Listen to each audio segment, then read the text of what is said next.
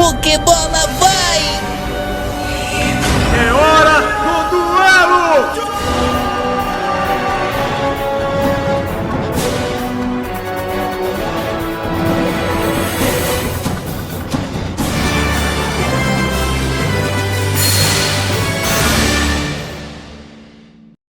A Lenda do Faraó.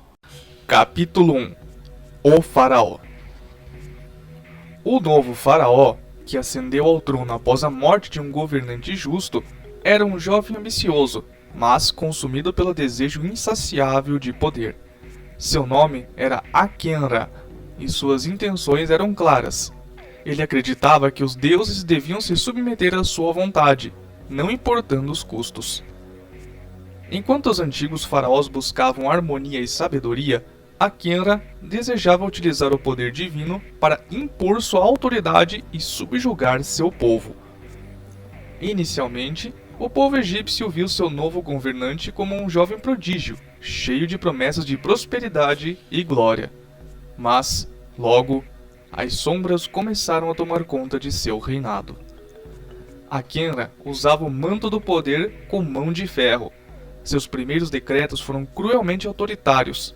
Ordenou que os trabalhadores dos campos fossem forçados a trabalhar durante toda a noite, sem descanso, para construir pirâmides monumentais que nada mais eram do que símbolos de sua própria grandeza. A fome e a exaustão começaram a se espalhar, mas qualquer manifestação de descontentamento era punida severamente. Logo, o faraó iniciou uma série de rituais macabros em sua busca por poder absoluto. Ele acreditava que, se conseguisse invocar os 3 deuses egípcios, ele seria imbatível, governando o Egito e o mundo inteiro. Ele sacrificava centenas de pessoas, não importando se eram jovens ou idosos, ricos ou pobres, para realizar seus rituais sombrios. Cada vida perdida alimentava sua sede de poder, e ele acreditava que a morte de tantos iria agradar aos deuses e garantir sua obediência. As pessoas começaram a perceber a verdadeira natureza de Akenra, e os sussurros de medo e desespero se espalharam como um fogo. As ruas do Cairo ficaram vazias à noite, com todos temendo o olho do faraó. Ele impôs uma lei cruel. Qualquer um que ousasse desafiar seus decretos seria preso em tumbas vivas, pequenas câmaras subterrâneas de onde ninguém jamais retornava. Capítulo 2. A ira dos deuses. Ra, o deus do sol, foi o primeiro a perceber a corrupção do faraó.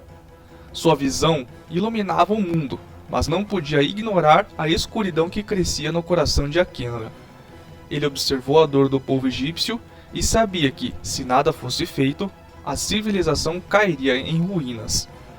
Em um sonho, Ra se manifestou para o jovem faraó, com sua presença imponente e sua voz ressoando como trovões. Akenra, disse ele, o poder que buscas é egoísta e corrompe a alma. O Egito floresceu por causa do equilíbrio e da sabedoria, mas tu buscas um caminho de trevas. A destruição se aproxima, e com ela, o fim da paz. Mas Akenra, em sua vaidade, ignorou os avisos de Ra. Ele acreditava que poderia controlar o sol e forçar a luz a se curvar à sua vontade. Não sabia que, ao tentar dominar o poder de Ra, ele estava cavando sua própria tumba. Com o avanço de suas tentativas de invocar os deuses, Akenra conseguiu realizar um ritual proibido. Ele aprendeu a manipular os itens do milênio, poderosos artefatos mágicos que estavam perdidos por milênios, capazes de prender e controlar a vontade dos deuses. Ele usou o enigma do milênio e a varinha do milênio para abrir uma fenda no tecido da realidade, permitindo que os deuses egípcios se manifestassem diretamente no mundo mortal. Mas, em vez de serem seus servos, os deuses ficaram enfurecidos. Capítulo 3. A destruição de Slifer e Obelisco. O primeiro a aparecer foi Slifer, o dragão celestial. Ele desceu das alturas com um rugido que fez a terra tremer. Suas garras rasgaram os céus enquanto sua visão penetrava o coração de Akenra. O faraó tentou controlar o dragão, mas Slifer não se curvaria à sua vontade. O dragão celestial soltou uma rajada de fogo, devastando os campos que antes eram férteis, transformando-os em deserto. Tu buscastes o caos, agora enfrentarás as chamas da destruição, rugiu Slifer, destruindo tudo em seu caminho. Em seguida, Obelisco, o Atormentador, apareceu. Ele emergiu de uma tempestade de poeira e raios, suas mãos gigantescas levantando montanhas inteiras. Ele confrontou Akenra com um olhar impassível, mas sua força era inquestionável. O faraó, em desespero, tentou usar o poder dos itens do milênio para controlar o Obelisco, mas o deus da força era imune à sua manipulação. Com um golpe devastador, o Obelisco destruiu os templos e palácios ao redor, deixando o rei impotente diante da força imensa do deus. A força sem sabedoria é destruição, declarou o Obelisco, e com um golpe de sua mão enviou Akenra para uma prisão mágica no deserto, onde ele seria deixado para perecer. Capítulo 4.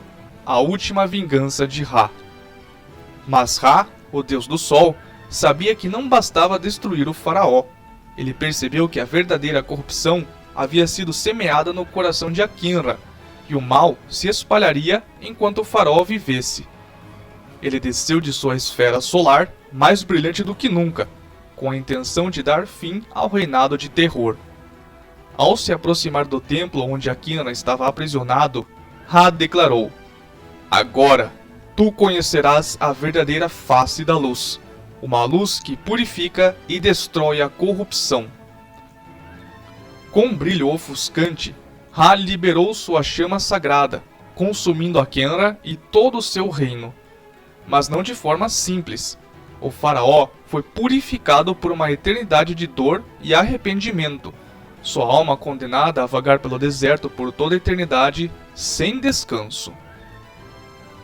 Ra então, com um gesto de sua mão, apagou a maldição do faraó, mas ele também viu que a terra não poderia mais ser governada como antes.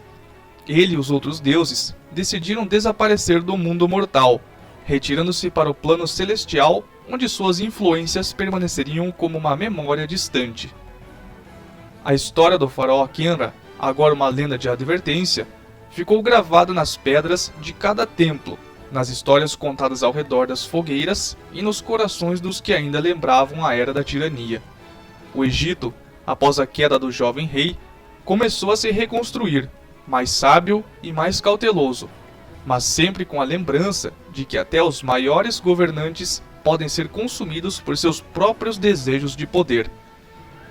E assim, o Egito floresceu novamente, mas os deuses, Ra, Slifer e Obelisco, nunca mais voltaram para este mundo, deixando o destino da humanidade nas mãos de mortais que precisariam aprender por si mesmos os caminhos da sabedoria, justiça e equilíbrio.